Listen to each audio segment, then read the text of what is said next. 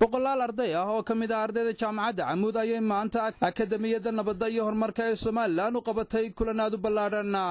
Kulankan ayaa ujeedadiisu waxay ahayd sidii ardayda loogu dhiirigelin lahaa ka qayb qaadashada doorashooyinka golayaasha deegaanka ee fooday nagu soo haya.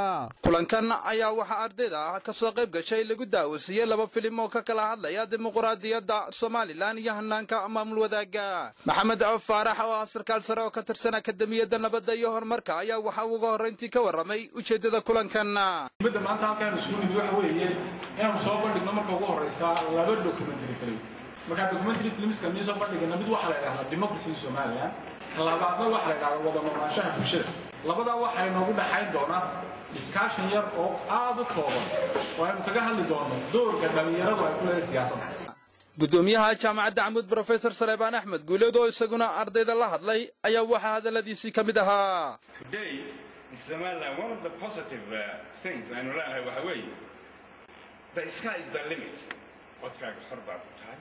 If you want to make change, you're basically bureaucracy for a bad initiative. In the lack of initiative. Marka dooraysan sedition, active objective, constructive. In amudidooda saddex halka hormuudka kulliyadda arrimaha ardayda Professor Maxamed Maxamuud Jaamac Diiriye ayaa isaguna ardayda u sheegay